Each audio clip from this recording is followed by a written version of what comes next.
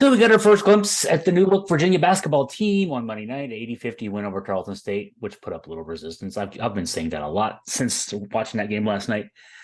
What did we see? Chris Graham here on Augusta Free Press. Tony Bennett started five guards. That's the first thing we saw. He went with Oklahoma grad transfer Jake Groves, the 6'9" stretch five, I guess we'll say, but listed at guard. At the five spot, Grove was limited to 15 minutes by foul trouble, but he did do what was asked. He hit 3 threes, stretched the floor from that position, played good defense when needed, two down low. One area of possible concern when Groves did get in foul trouble, the guys behind him, Blake Buchanan and Jordan Minor. I thought Minor might start for this team. He scored 17 points a game, a low post force at Merrimack grad transfer. Minor got 11 minutes, most of them garbage minutes. Looked lost out there. The adjustment is overwhelming him, at least at this stage. And I only had one shot from the floor. Blake Buchanan only had two shots from the floor. He got 17 minutes. Bennett likes his defense, and we know what that means. He's going to play this Buchanan kid. He likes his defense. He would look raw as heck on offense. But hey, if those guys aren't better options, we're going to need Groves to. I mean, Groves is a Ben Vanderplas type player. He's better than Vanderplas, I'd say. More mobile. Maybe not as stout, but I think Groves looks like a more natural offensive player. So that's when you're thinking about last year's Virginia team, think Groves for Vanderplas. That's what you got. If he's going to get in foul trouble though, down low, the guys behind him need to play better than they did last night. At the 4 spot, Ryan Dunn is getting a lot of hype as a potential draft pick next year. He's only a sophomore, but already NBA scouts drooling over his athleticism. He didn't have much of a game last night. He had foul trouble as well. A couple early fouls in the first half, limited him to 8 minutes. He ended up 21 minutes on the night, 9.7 rebounds. Kind of pedestrian game for him. Leon Bond III, who was also like Dunn, a class of 2022 recruit. Bond, though, redshirted last year. Bond had 12 points, 9 rebounds. Looked pretty good out there. Looked like a guy that took advantage of that redshirt year. So, and athleticism for him. I mean, those two guys both very similar type players. Dunn's 3 inches taller, but Bond is thicker and actually did well playing post defense too. So, and can guard out front. I mean, both those guys are guys who can interchangeably guard different front court, back court. Love it. Bond is the 4 spot was pretty good for Virginia. The 5 spot, not as much. Groves, when he was in the game, good. The guys behind him, not so good. The 4 spot was solid for Virginia. The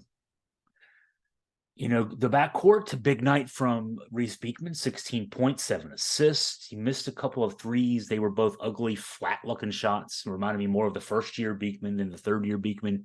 Other than that, though, boy, he was getting to the rim, what seemed like when he wanted to.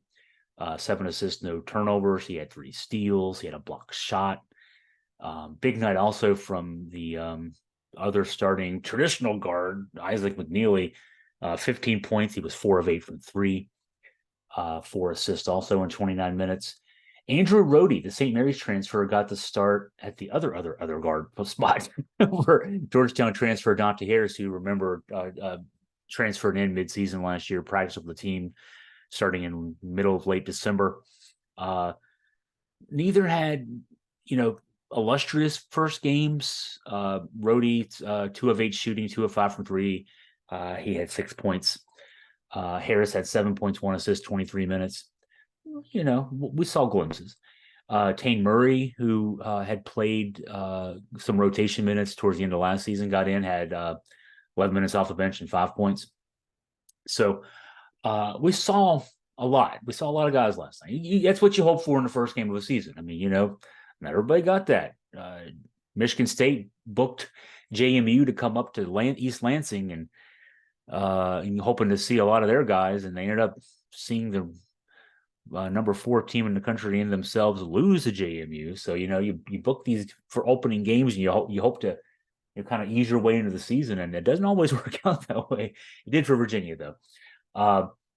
Virginia shot the ball well before garbage time. They were 21 of 37 from the floor, 10 of 18 from 3. 2 of 10 down the stretch, 0 of 4 from 3. So those numbers got skewed a bit in the final accounting, but when the rotation guys were in and things were moving along, good offense. Even by going small, even though your guards in Dunn and Groves are 6'8" and 6'9", it's still, they're still guards and listed as guards. Virginia won the rebounding battle though, 40-27. Tarleton State only shot 33%, scored 0.758 points per possession. So good work on defense from Virginia. A thing not to like, 24 of 39 at the line, 14 of 26 in the second half. That is not going to cut it, to say the least. Bottom line, it's hard to tell too much from this game. It was the first game of the season. Tarleton State, didn't, Virginia won the game, but Tarleton State didn't give much of a test. So that's kind of the way things go. Next up is Florida on Friday night in Charlotte.